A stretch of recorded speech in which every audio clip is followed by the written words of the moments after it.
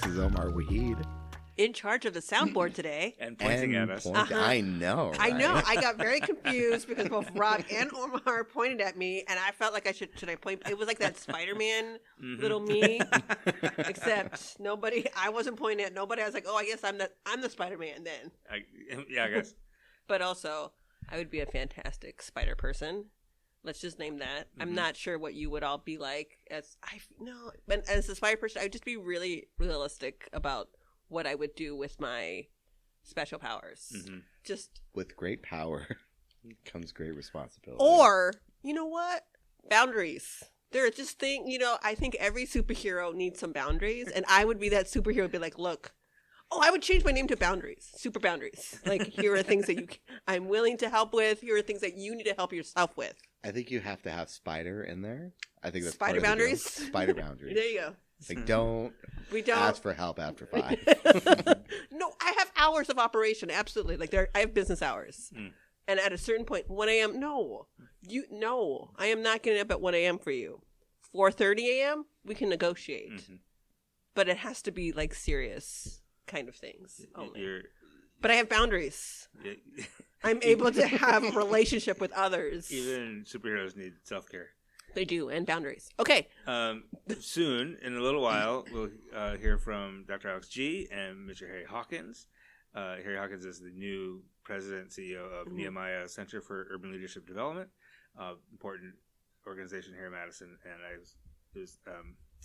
Dr. Gee is the founder of that, and after 30 years running that organization, is handing over the reins to Harry. So it's kind of a momentous moment for that organization. It was nice to talk to them. Yeah. And we'll have that interview in a little bit. Now let's go ahead and move. Well, let's welcome Omar back. Omar's been gone. Omar's been away all week. Yeah. Detroit. That was fun. I've never been to Detroit before. Oh. It was for a conference for the Online News Association, their AI Summit. I personally wouldn't have gone if they didn't give me a grant to attend. But they did. Because they did. There. And they're very generous. Thank you, O&A, and the Joyce Foundation. Please keep giving us money. Please keep supporting us. We're a joy. I don't care what people say about me behind my back. Joyce Foundation, in all seriousness, has been an incredible supporter of ours. Has been with us since 2016, 2017, something like that. And really been a core supporter of ours, so we appreciate them very much. And they do stuff like this as well. Like they give us basically a grant, an operation grant every year, but then also they give us little extra things like this to let you go and learn about AI and how it's going to destroy us all. Exactly. It's either the key takeaway is the news has always had a problem with adopting new technologies, especially the internet. Huge thing, which the failure to adopt it quick enough did lead to its severe crippling. They guess AI is going to be the next thing. It's moved the foundation of how a lot of people process information, where people aren't doing individual research. The big point of the conference is that these tools are congregating all the things together. So instead of meeting the consumer normally on your news site, maybe you should try to tailor it so it goes more towards how they're researching things now. So you have to move away from the concept of news as a product to news as a supplementary product to supplement AI, which that's a little depressing. I know, honestly. But there was a lot of cool things. The second day is where it wasn't depressing. There was a kind of workshop sessions where people who were attended that are experts in various different things gave a talk. My favorite one was vibe coding, which is apparently a term for coding and then using AI to supplement it, which is good if you don't know coding. I am personally very, very rusty on coding, so vibe coding sounds like the move.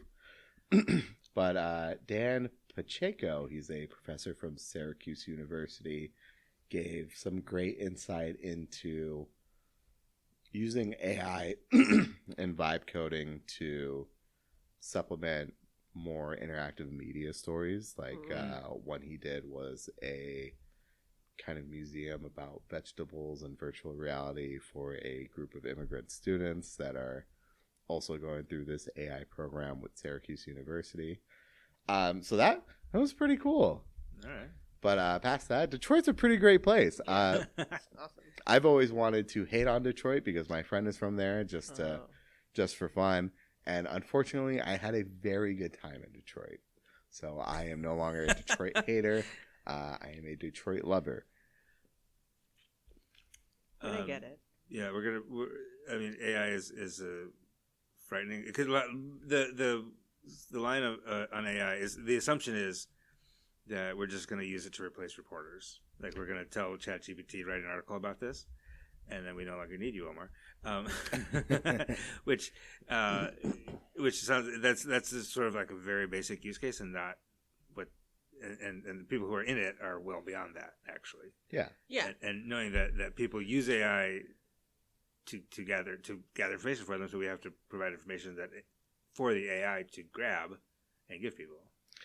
We are past the point where AI is going to become a meaningful replacement for anyone. We know that the data set is just so largely gathered that it intakes all the very bad data and all the very good data, but it's overwhelmed by the bad data and they can't do anything about it. So it does not make a quality replacement, but it does make a quality supplement if what you're already doing is of quality. Right. Well, and I think the other thing to remember too is that like AI can't give you nuance. Right. It can't create voice, right? It takes the voice for which has already been existed on the interwebs, like I like to call it, and that voice is, we know, predominantly white leaning, right?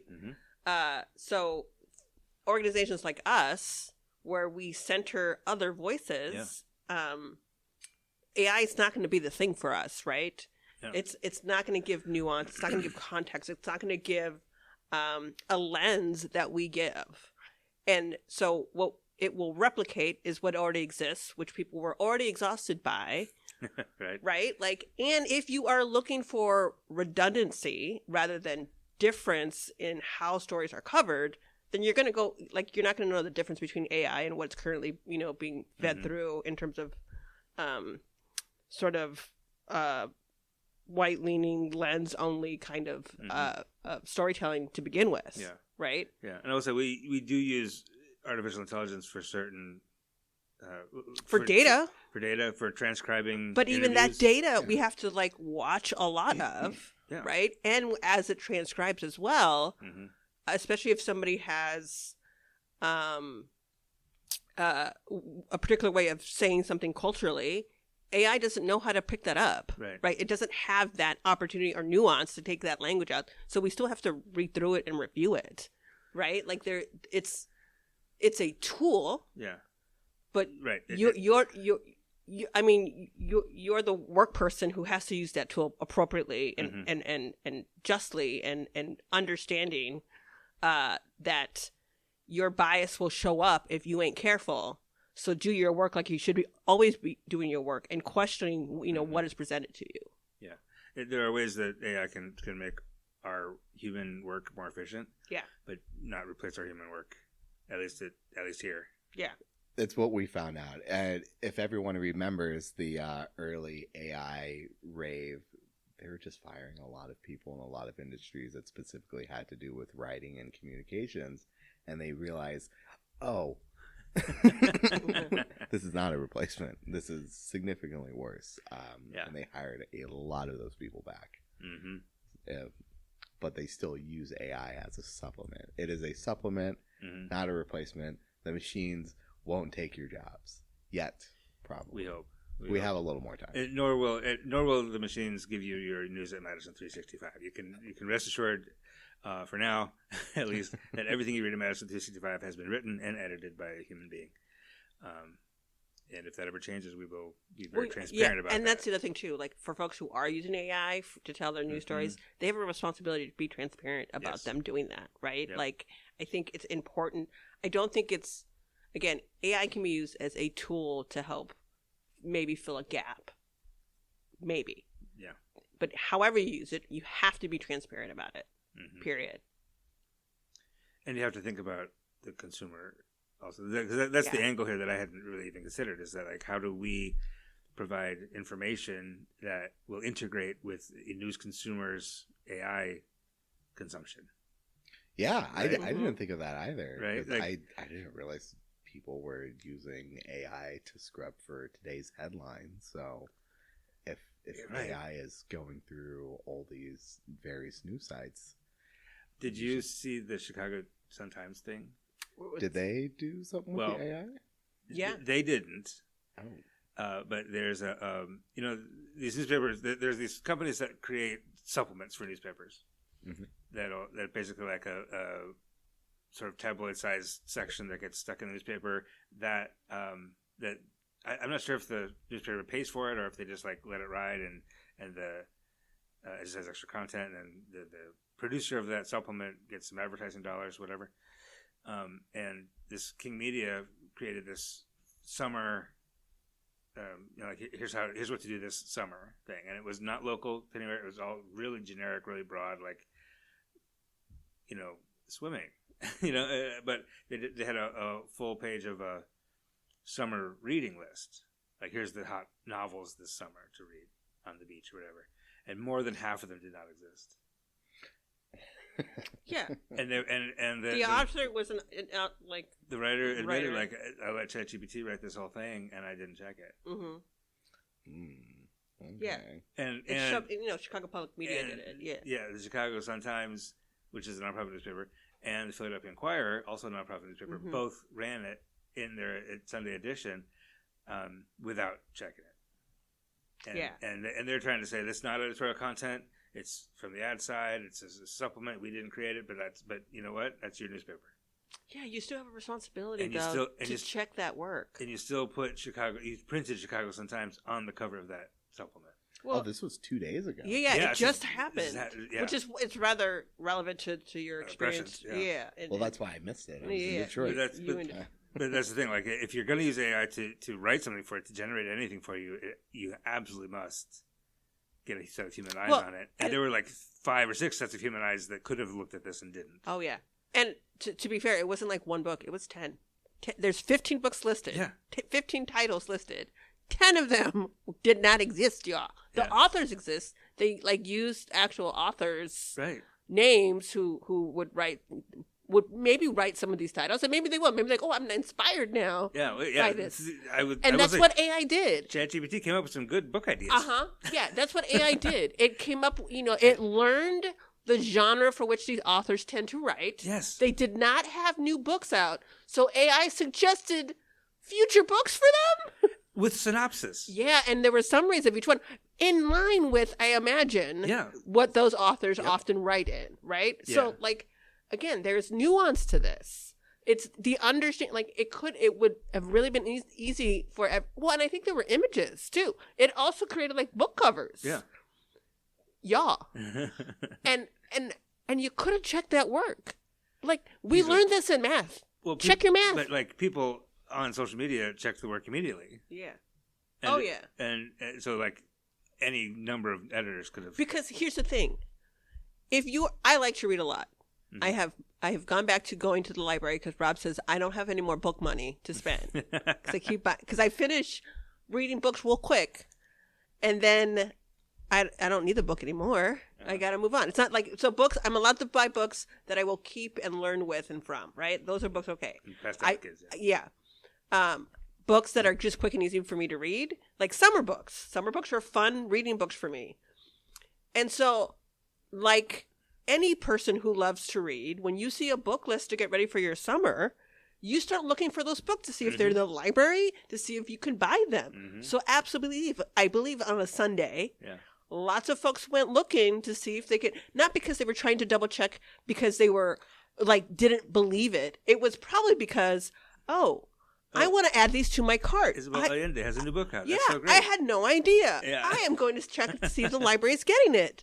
Well, you mean it don't exist. That's what happened. Yeah. And so we also have to understand the responsibility that we have, whether this is an insert, this is, separate, whatever. You put your name on it, though. And people trusted you when you put your name on those things. So you have a responsibility to just double check your work all the time. We are all held to that standard for which that we hope that people just, cross their T's and dot their I's. Fully written by that person. An editor Oh, should be looking absolutely. at It has nothing to do whether or not it might be AI. Just in general. Just edit the work. Just check the work. Yeah. So. Anyway, well, thanks, Omar, for of course, for going to that and for reporting back.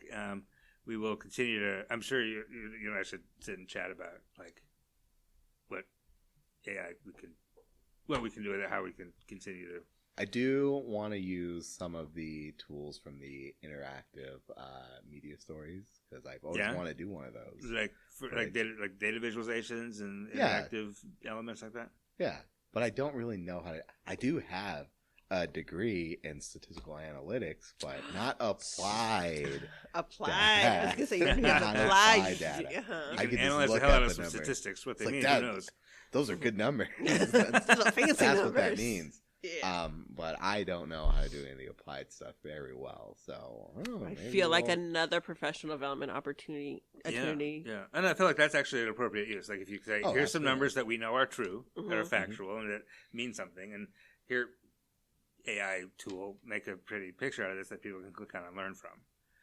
But it's all we know it's all real though. And true, right? Like, so we'll. I have two ideas. Oh no! All right, I know. Okay, we'll get to those ideas. Are they around jokes? Are they like? No. One is something we've covered in the past that has expanded, and I think would be a good use. Ooh. All right. Well, we'll give that a try. But let's get to some news. Yep. Let's stick with Omar though for now. Sorry, Omar, you're still on. Oh, good. Atwood Music Hall. Yes. The new place is opening, right? There's a new music hall opening in Atwood. The Atwood Music Hall. Aptly named. It is owned by the owner of the Burr Oaks. He happens to have been born and raised in Atwood and wanted to find a way to give back to his community. So the building was originally a music hall before. It did transition into kind of a more community orientated service type center. It became a Freedom House school. It became the home for Operation Fresh Start, and now it is a music hall again. Okay. So it has the bones for being a music hall, and it's going to become one another time. But part of the giving back portion is Madison is the land of nonprofits, and they like to have events, but there's not that many events that are specifically geared for the low budget of nonprofits. So Atwood Music Hall will be offering a special rate specific for nonprofits all around Madison to host their event. I know. I'm sorry. I'm sorry. Hey, y'all. We are a nonprofit, and I like to do events. So it houses 700 people. Oh, we're gonna be friends. It's Atwood Music Hall. We're going to talk soon. But also, later after they open, they do plan on having a kind of learning opportunity for youth with the Goodman Community Center to teach them how to produce shows because its owner has been a longtime producer for things like Burr Oaks. So yeah, that'll be happening sometime this fall. It's the expected time they'll start that, but the Atwood Music Hall will be opening up in June. The first concert is a private one, and then they have a benefit concert for Clyde Stubblefield, which, if you don't know, his birthday was last month. That sounds right. Yep. The time has been flying, so I did not remember. But yeah, that will be opening next month. There's going to be plenty of concerts. There's going to be comedy shows. Hopefully a lot of nonprofits will be there hosting their own events, but that will be open early June and then take off from there. That's awesome. And the story on that is up at madison365.org this morning. Thank you, Omar, for that. I want to talk about the village of DeForest. Yeah, there's a lot going on there that you've been. A lot happening. Yeah. Deerfield? DeForest. Last time fun. For folks to remember, the last time we talked about DeForest was when they were the village board voted to remove fluoride from the drinking water, which is a controversial thing, and this thing that's kind of happening around the country. I asked Omar to run take some pictures of DeForest, and he sent me some beautiful photos of Deerfield. It started with D. There's an E. It's close. It's a And there's small an F in the middle of it. And look, y'all. And that sounds like AI. There's an ecological formation in it. That sounds like an AI thing. Yeah. I mean, it's field versus forest. I mean, they're both like natural features. And that's the thing that AI would have gathered, though. I want y'all to know, when we talk about how white AI has, you have to double check AI. It's because it would have, like Omar went, it starts with a D, no? Yeah. Deerfield, the forest. In my defense, I did think I live next to the forest. That's when I was living in the middle of nowhere in Waterloo, which I no longer am.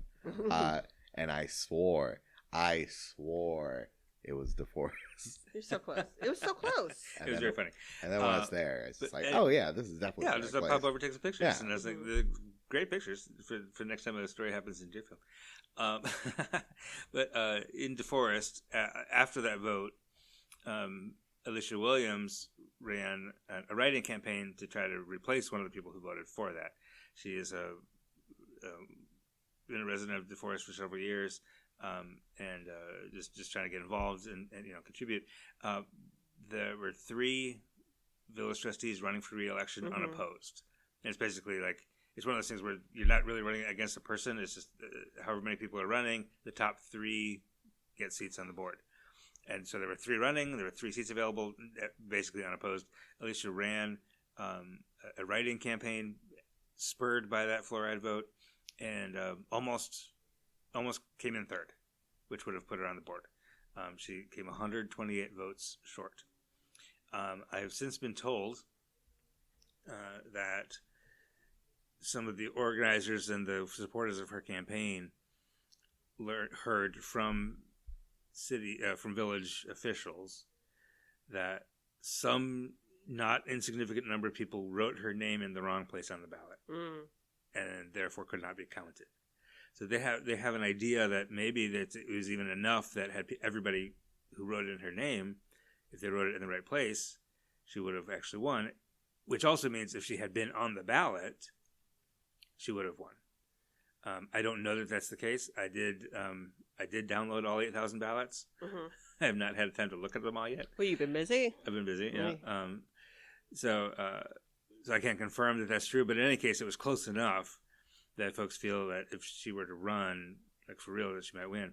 In the meantime, a current village board trustee named Bill Landgraf, who was not up for re-election this time, but will be next year, has been, first of all, voted to remove fluoride from the water, and has been acting in a manner that village residents find really unprofessional, concerning, intimidating. He harassing? Yeah, kinda. They would say harassing? Yeah. I might call it harassing. Rob has no opinion. I don't, I can't characterize it in any way, except that... I would call it harassment, though. Well, Chris McDonald, who's one of the supporters of the campaign, was out canvassing and, campaigning for Alicia the weekend before the election. And Bill Landgraf drove by him a whole bunch of times. And I kind of asked him, but, DeForest is a small town. Maybe he was just running errands. And Chris said, well, he stopped and reversed and rolled down his window to talk to me. So, and Chris said, don't talk to me, Bill. And Chris ended up calling the police. So this is all in a police report. Also, another police report indicates that Bill Landgraf actually admitted when he got into a spat on Facebook with a dental hygienist who is principally in favor of fluoride in the water. Just based on their personal experience in the work that they do every day. Yep. They see the value of having fluoride in the water. Yep. And We're just going to say it like that. Got into it on social media, and Bill actually called her workplace, the dental office where she works, and wouldn't identify himself, even though caller ID clearly identified him. Yeah, please understand that they have caller ID. And wanted to speak to somebody in charge to report professional misconduct by this hygienist. So we're going after people's jobs because we do not like somebody's experience being shared in a public forum because it's called Facebook, y'all. Yeah. I don't think you can go after someone who works in the dental field for saying that fluoride is good. Well, Right. And Bill, you using fluoride. Yeah. I don't know how Bill knows it don't work when he himself, whether he likes it or not, is using Well, fluoride. but also that same hygienist a week later got a letter from the state agency that licenses dental hygienists saying that she had received a complaint and that her license was being challenged. Like he was trying to get her license revoked. Again, I would call that intimidating behavior. Yeah. And the again, this is this sense of entitlement to be told that I am right, and therefore, if you challenge me, I get to destroy every part of you because we don't know how to experience difference of opinion. Right. Someone needs to do some homework and do that process of learning how to have differences of opinions with folks and not use power to intimidate people to agreeing with you. Right. And I will say that we do have documentation that he admits to calling the dental office. Well, he does. I mean, they have the caller ID. Yeah, and when the police called him and said like you were on the caller ID, he was like, yeah, okay, I won't do that anymore. But we don't have definitive confirmation that he's the one that tried to get her license revoked. But that's the inference folks are making, which is a reasonable one. Yeah. Based on, and here's the thing: it's not like a jump because they argued on Facebook and that was the end of it. It was because there was a pattern of behavior. Yeah. To try to get this person in trouble. Well, here's the third one that we have documented that a citizen, knowing how this person operates, wanted to express the opinion about the fluoride vote in favor of keeping it in the water without identifying herself. Yeah. And so she used kind of a throwaway Yahoo email address. Uh-huh.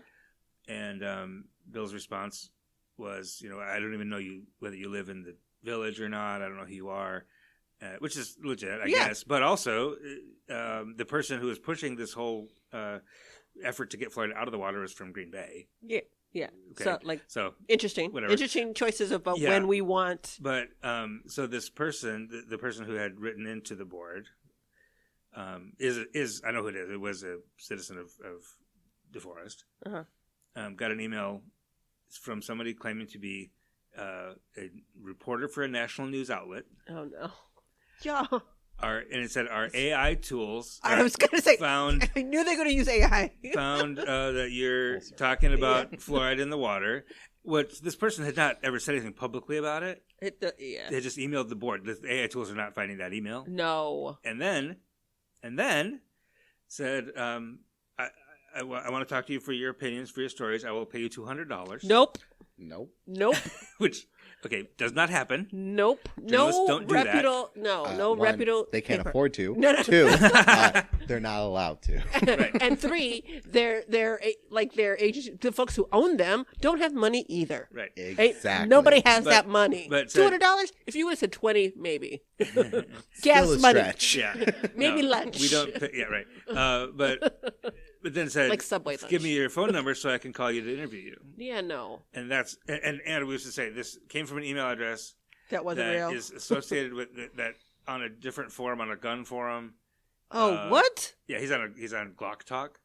That's fine, but to say that you're a reporter using not your what? Sorry. No, he was using this Yahoo, this like generic Yahoo email address, which on this other forum he said, "My name is Bill Landgraf. This is my email address," and it's the same email address. So we know it's him.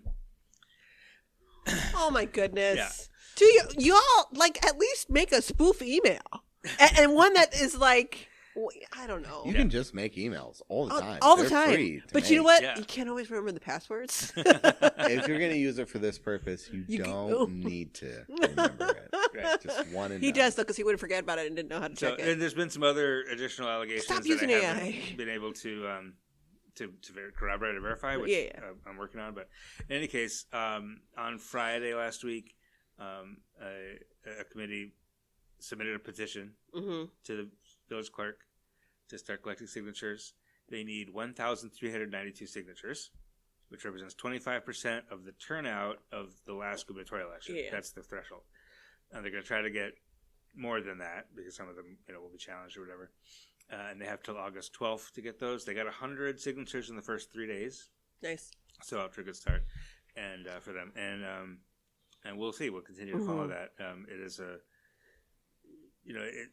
fluoride is a thing now for some reason.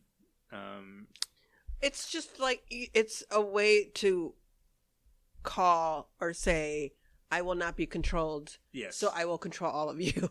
Right? It's this weird need to find an issue that you can say is about freedom, and then control everybody else's choices because you controlled mine first. Yeah. The fluoride argument does come up every so often. It does. I don't know why, and then it just completely disappears. No one mentions fluoride for a while. Mhm. I think the last time I heard about let's get fluoride out of everything was, I think it was in high school.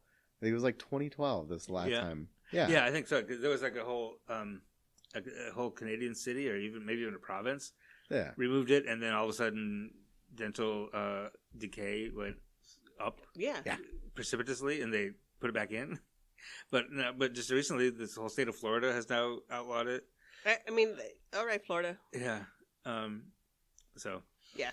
Anyway, that's so it's the fluoride vote is one thing, the behavior is another thing that is prompting this recall. I will say I did call and email Mr. Landgraf before publishing. He did not respond until I published this Tuesday morning. He emailed me like Wednesday afternoon. Said, "I'm sorry, I just saw this. I didn't get back to you before you published." And I said I would love to either add your comments to the story or write a follow up with your side of it. And I haven't heard any more since then. So we'll see. Yep. Well, we will continue to have Rob follow that because I'm not it. I'm on the DeForest story because I lived there in the late 70s. Yep. So we're going to go ahead and take a break. And when we come back, a special interview Rob has with Dr. Gee and Harry Hawkins.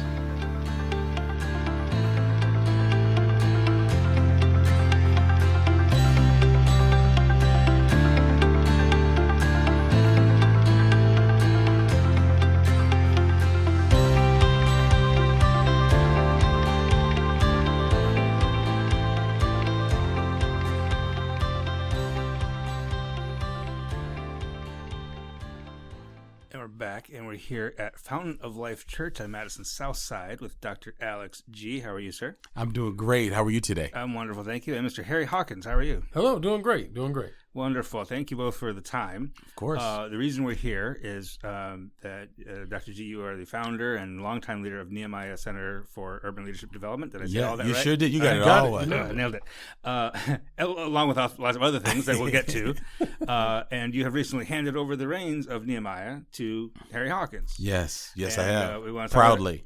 So congratulations to you, Harry. Well, thank you. And congratulations to you, Dr. Gee, for sharpening this along for 30 years. Sure. Tell us, for those who don't know, what is Nehemiah?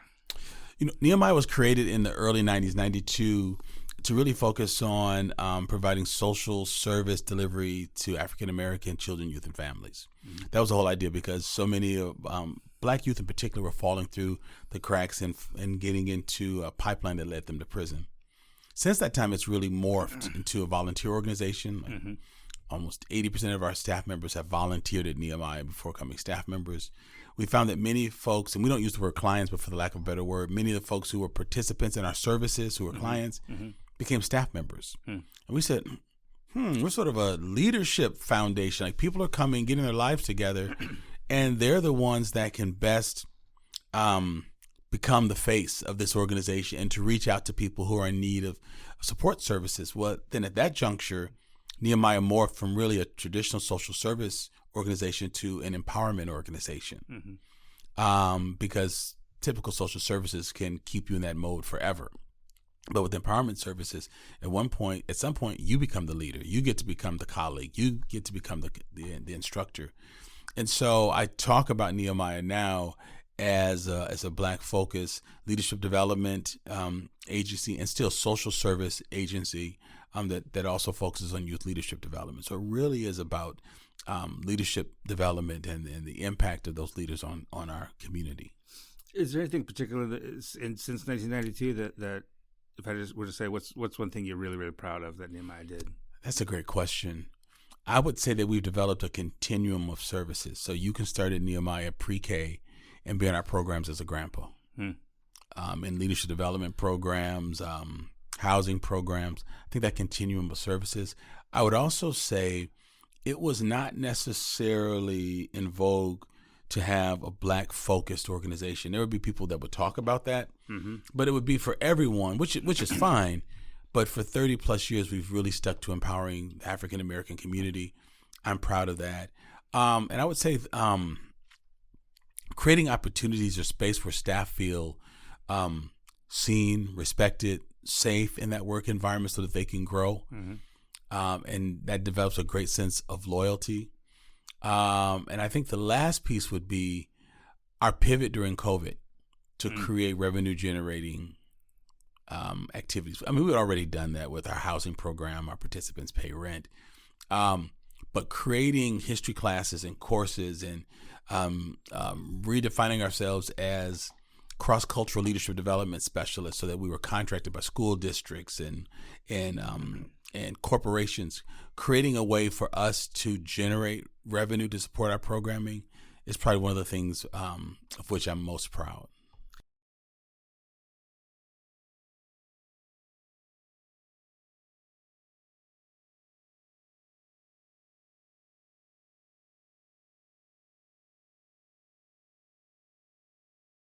Now those classes developed. Yes. So 3 classes. Right. We developed the U.S. Black History for a New Day courses, really focused on U.S. Black History for a New Day. And that was happening at a time in 2020 when there's a lot of conversation. Oh, yes. We actually started about 3 years before that. So we were real set. I remember during one of the cohorts, we had to do the last 2 classes by Zoom because the governor had shut down everything in the state. Right then. So, but because we took it online, the course was no longer limited by the physical space in this facility. So we used to cap out at 270 people. We ended up having, I think the first online course, there were like 500 people. Wow. That were taking it synchronistically. Those who were taking it asynchronously probably added to that. But it was an amazing time to see that we were ahead of the curve as we pivoted to help people not just focus on COVID, but COVID put a bright light on the disparities towards Black people that were already in place. And so I helped the staff to understand our focus was pre-COVID, COVID, and post-COVID. That was the uniqueness of our perspective. And COVID proved what happens when people are disenfranchised and carry certain types of pressures and energies.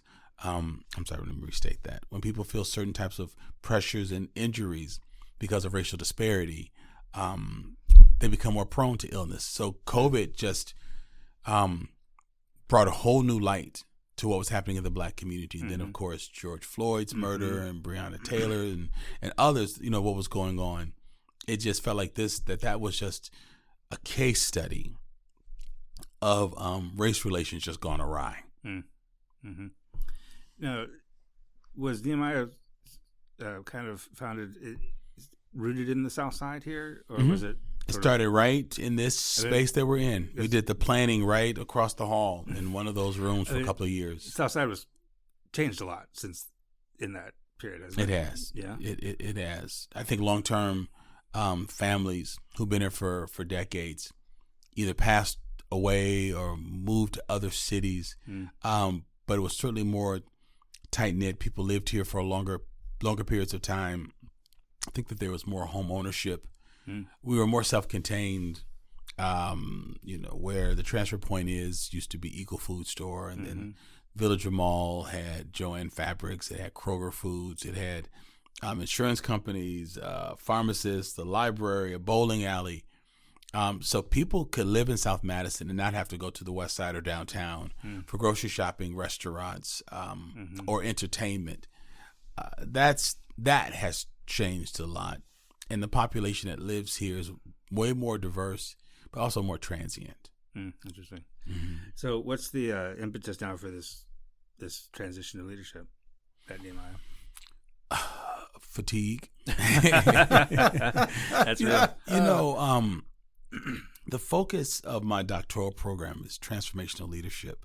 And one of the things that really frustrates me is when people create these leadership institutes and then they never retire. Like they don't develop leaders. It's like they say, oh, we need to talk about leadership, and then there's no leadership transition. So part of it is wanting to practice what I preach, what I teach, and what I write about. The other thing is during COVID, I carried the ultimate responsibility for Nehemiah, the creation of the concept, and then the fundraising model for the center, Fountain of Life Church, and keeping it afloat during COVID, and then my podcast. And juggling all four of those for 5 years was just I can't begin to say how difficult it was. But also I take things like that in my stride, and I don't say that as a point of pride. But I shouldn't have, and I just carried too much stuff. And so now that we're in the precipice of the center opening, I realize I don't want to carry both of these any further. I've had a chance to pour into Harry, teach him the ropes, show him things that I knew would be helpful, talk about things that I felt he need to become more proficient in, and it's just made the right sense. I think the temptation was to make the center a part of the Nehemiah vision, so that I could broaden the C-level team members to manage all of it.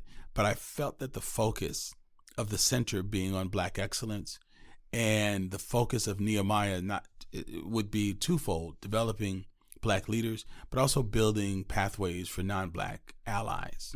The center wouldn't take that part on, because there are places like Nehemiah that will do that. We want to really focus on how do we strengthen and empower Black influencers, particularly to the place where there's a greater sense of flourishing, because we now know that when Black individuals feel as if they're on a route for flourishing, they're less prone for to be attacked by degenerative diseases. So I realize all my attention at this phase of my life has got to be about the proliferation of Black folks and helping us to be healthier, stronger, because only then can we give our best to our families, ourselves, and our communities. So that's been the approach. So the timing of this is what was the nexus of that change. And when you say the center, you're talking about the Center for Black Excellence. Yes, I'm talking about the Center for Black Excellence and Culture. Rising from the earth right next door to here. It is. I don't drive by it every day anymore, and it's suddenly it's there. I drive by it every day, and I still want to go.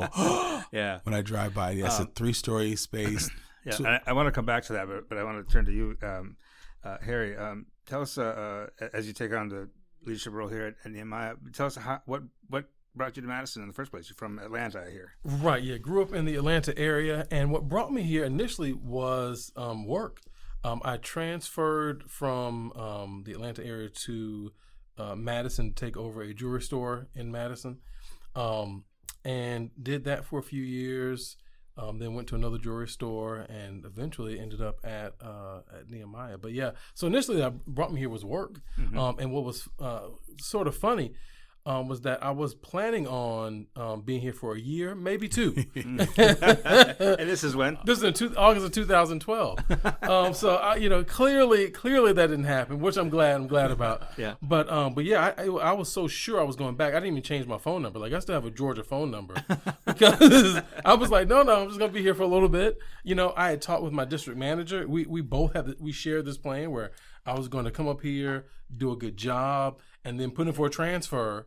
And just do a lateral transfer to a store when one opened up in Georgia. So, yeah, that was the plan, and we see how that worked out, right?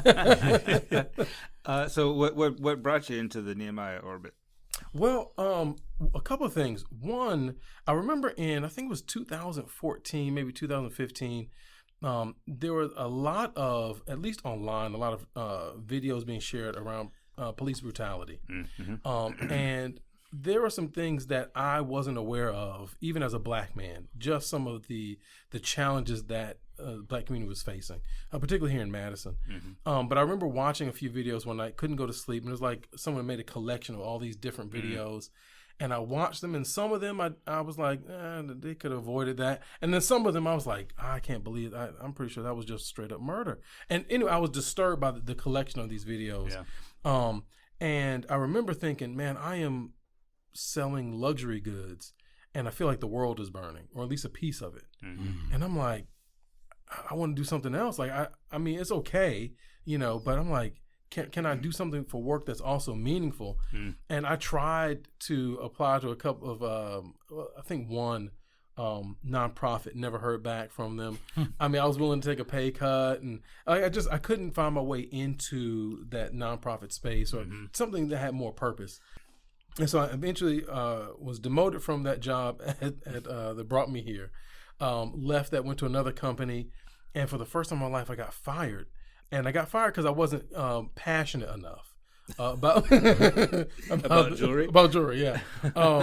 Which anyway, part of it was I had an angry black man moment in one of the meetings, and I knew it was gonna get me in trouble. I knew it was gonna get me in trouble, but my mouth, I just couldn't stay quiet. Anyway, but it was fine because it wasn't that I don't have passion, but they were right. I wasn't passionate about selling jewelry. It was just a way to support my family. Right.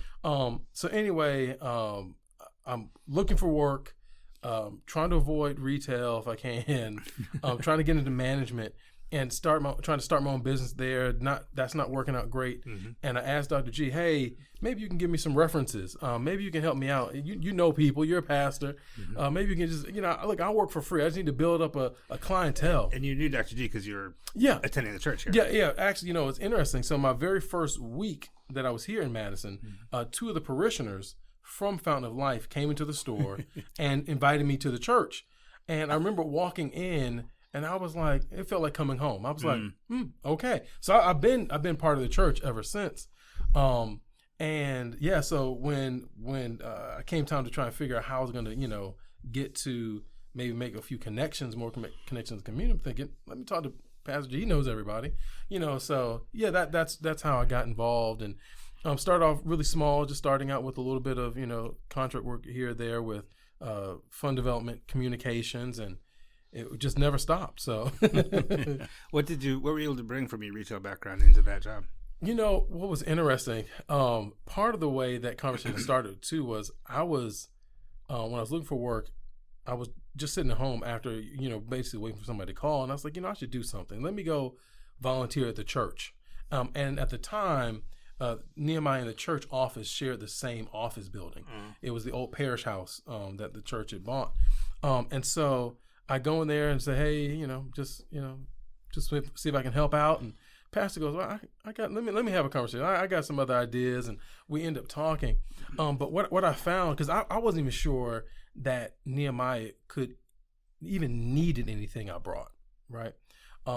Which was one of the most, I think, troubling times in my life, because that was a moment where I didn't feel like anyone really wanted the skill set I had. Even after only being in Madison a few years, it was amazing how not being able to do work where that's meaningful, that allows you to be your best self, it can really impact you. But so some of the things that I brought specifically really was some of the management skills, recruiting skills. Okay. A lot of people that we hired before were really people who were already in our wheelhouse or our network. So recruiting from a larger pool in the community. I would also say implementation, I think, was one of the biggest skills that I brought.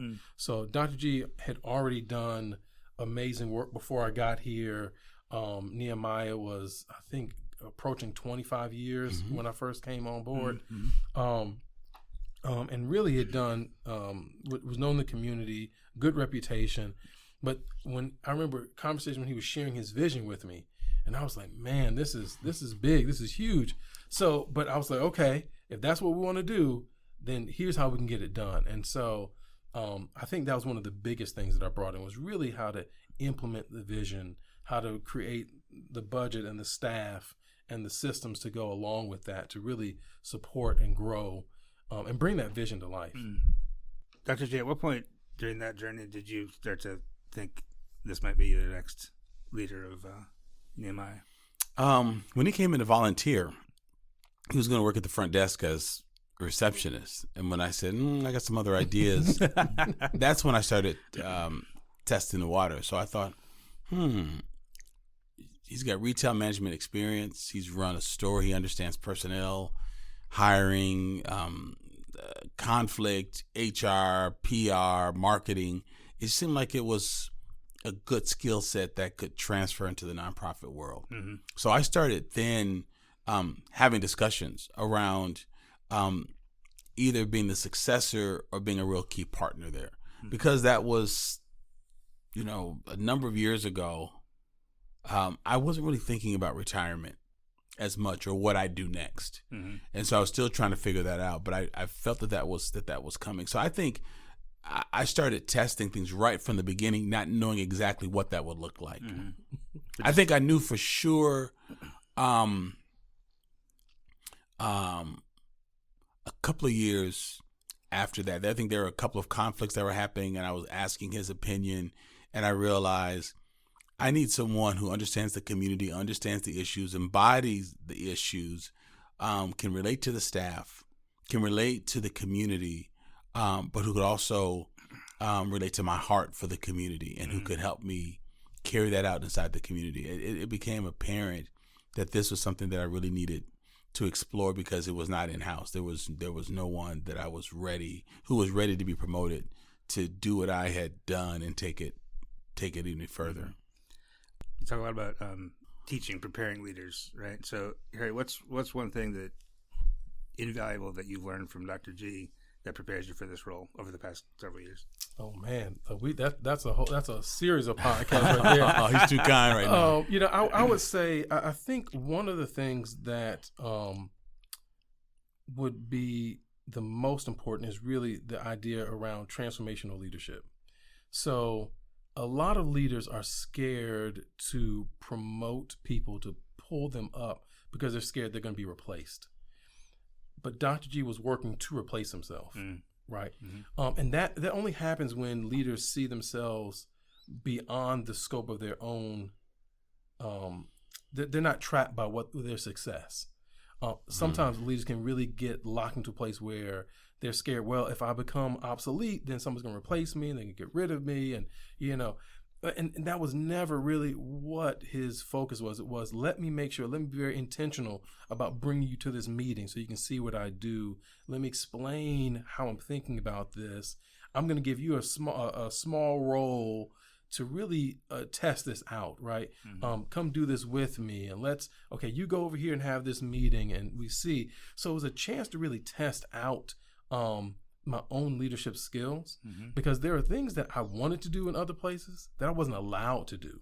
Mm-hmm. Research backed, experience tested, but people didn't really care about those ideas or those things. And even sometimes where he may not have agreed or didn't really believe that this is going to work out, but he was willing to give me a chance to let me try it, right?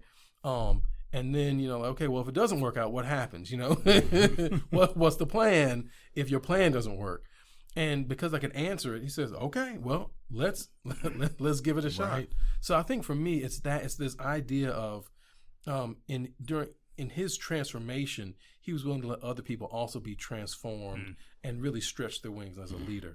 Because there are things that I wanted to do, things that I knew should work, but hadn't had an opportunity to really put into practice in real life. And so having that opportunity, I think, was probably the most, if I had to pick one thing, that's probably the most impactful. And I'm just curious about the organization itself. How many employees are there? And right now, we're about 20 employees. Okay. And what's the geographic footprint? Is it still kind of South Madison? Is it Dane County? I would say that as far as our impact goes, really goes beyond Dane County. So our Black History for a New Day course has been national. Yeah. So we haven't hit all 50 states yet, but we have gotten a number of them. I would say a lot of our direct service work is more Madison, some Dane County things. So we've done work in school districts within Dane County. We've worked, really well with Madison MSD. And so I would say it's grown beyond just South Madison, for sure. And in some ways, regional or national in some cases. Now, 5 years from now, I would say 30, but we won't quite double it yet. 5 years from now, you look back, how do you know you're being successful? That's a great question. I think there are a couple of things. At the top of that list is how many leaders have we trained and developed. One of the benefits of working underneath Dr. Gee's leadership is that we have a system for developing other leaders. So right now, we have former ACE participants, which was one of our youth programs from back in the day. We have our Justified Anger Leadership Institute graduates who are working with us, who are thinking about this question, like what does the community need, right? So we're taking some of those lessons from the past where Nehemiah took 2 years to plan its efforts and how it's going to launch. And we're taking that idea that we don't really do anything unless we know that it's community informed, that the community needs it. And we're replicating that with former participants who are now we're training and developing to be leaders. So at the top of that list is how many leaders have we developed? We don't have to reinvent the wheel. So we can just really do what's been done and make that better. So I'm hoping that like if Dr. G was the inventor of the car, I'm hoping to be Henry Ford, right? If he made the car, maybe I can make it more widespread and more manageable for people to have a hold of. I would also say, really, how well are we able to adapt to what the community needs? One of the things that we're exploring is really the gentrification of and the shifting demographics of Southside and Madison as a whole. So the people that we served 10 years ago, are they still going to be here now? Are they still here now? In 5 years, are they going to be inside the city proper of Madison, or are they going to be in the surrounding communities? And if so, how do we shift to really work through that, right? Because that's a different model. If, let's say, you have a school program, and if most of the kids are in one school district or one school, it's easier to get to them than if there's that same group or that same number is spread out over 5 school districts, right? So how do you do that? That's a question that we're asking and hoping to answer. So I would say that would be the next thing. How innovative have we been in meeting the needs of the community? And then, in 5 years, I'm hoping that we will have seen some improvement, right? How many families have we helped transition from needing our service to maybe being leaders who are helping solve problems? How many people have been impacted where they made life-changing choices or pathways? Have we, developed with that? So those are the 3 things I would say. Dr. G, I want to ask also about the center. It's still scheduled to open later this year? It is. We're on target for opening late November, early December of this year. What have been the have you run into any issues, trouble, obstacles you've had to overcome, or has it been? There's fundraising, obviously. By development, it's you're inviting issues, but none that are insurmountable. Yeah. In some ways, this is the most inopportune time to be trying to raise tens of millions of dollars to do any kind of project, much less community-based, that's really focused on advancing the Black community. But it's not ideal, but yet there are people that are looking and saying, you're gutsy to talk about the contributions of Black people to the state of Wisconsin and the region in the face of all of the criticism of DEI, CRT, and all of these things. And so the community's been giving and contributing. But, we have to ask questions about the impact of tariffs. The project was $5 million more expensive than when it was designed just a few years ago, just because of the cost of materials and inflation. So there are always issues. But right before this interview, I was meeting with a furniture vendor, architect, interior design, marketing team, fundraising team. And not only have they become personal contacts with me, I feel like this sense of collegiality, but they've connected with each other. And they're saying that they've never worked on a project like this where people work together, they're rooting for this, they see this as a part of their own success. And so in the midst of all of this, the people that are working on this are becoming better citizens because they're being inspired by the hope that we have just been true to our vision, that if we create a greater sense of Black belonging and thriving, Black people will live healthier lives, therefore can give more of themselves to the community. And it's more likely that we will stay here and contribute, but we can't if there's no space in which we can be well and treated well. So whatever the obstacles have been, we've overcome them because we believe the vision is too important to back away from it.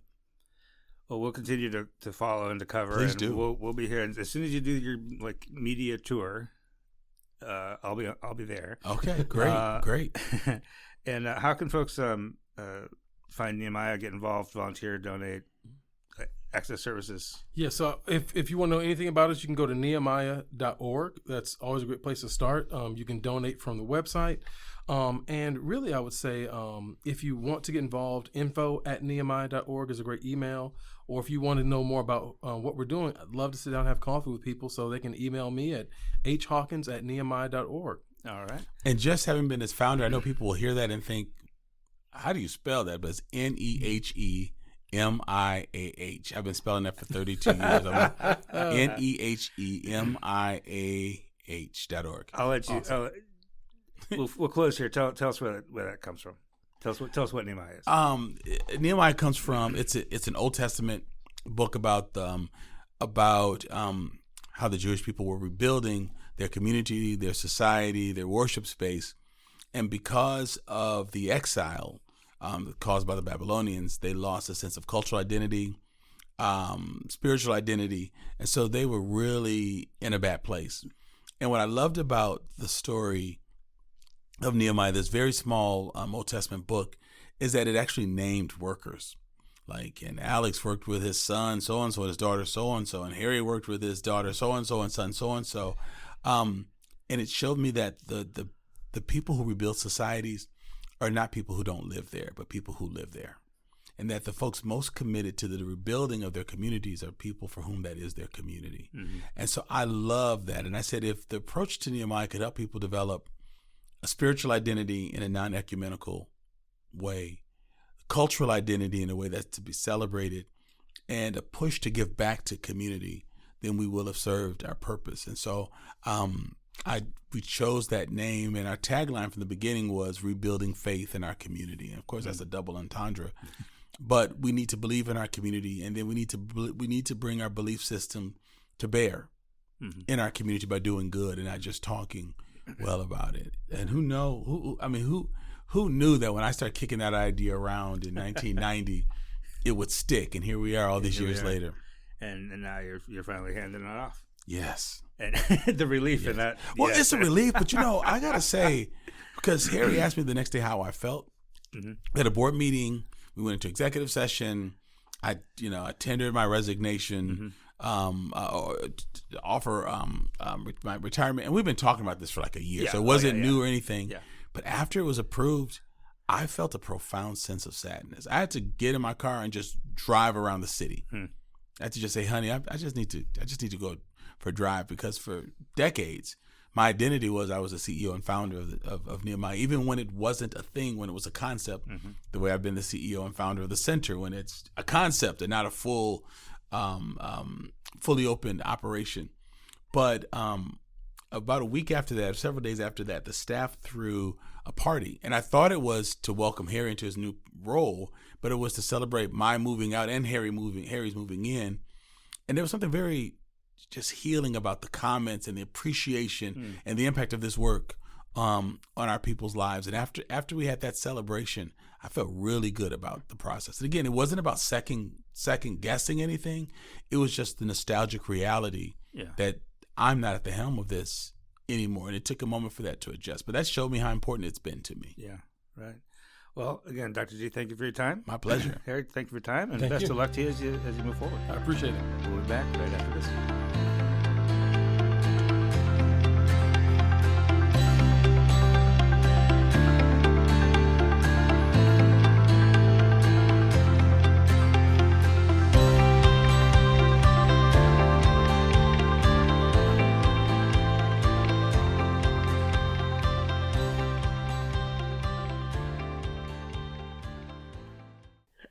So I have a question. Okay. And it's because I'm sort of hungry. So I apologize if anybody else is hungry and I'm making you all... Did you do a food question last week? No. Did I? Yeah, it was a food question. Was it really? Yeah. Around this time I get... Seasonal foods. Yeah. After an interview all about food. Oh, this is what happens. I get hungry Yeah. around this time. It's morning, and I don't necessarily always eat breakfast in the morning. And by the time we record this, I'm really hungry because Rob demands that we come in and not eat, that we be raw. Real slave driver. I know. It's the white guy in it. What's your food? What's your food related question today? He's just trying to get to the end, and Omar and I will not let it happen. Do you still have a question? Yeah, I do actually have a question. What is the one thing? It doesn't have to be food. My answer is food related. What is one thing that you wish was endlessly available to you at all times? Like it's all like no matter what you think about it, it's there. Uh-huh. Orange juice Oh, see? without pulp. Ooh. Pulp free. Is it fresh though? Like is it like Yeah, freshly fresh. squeezed or No, like not like the is there a- sugary. not sugary, one. but like Some a nice, like some fresh people like orange a juice. simply orange. Yeah. See, that's I'm asking like fresh, Nice, freshly squeezed. freshly This is kind of a squeezed. task. It is a task. And to like get the most optimal amount of juice out of it, like you have to It is. prep the orange. So you roll want it, the care. on a certain amount. But if I don't have to do that, it's just always there for me. always available, endless, Wonderful. every single time, anytime you want it or need it. It does not have to be food, but I do think I'm thinking of food. Pens.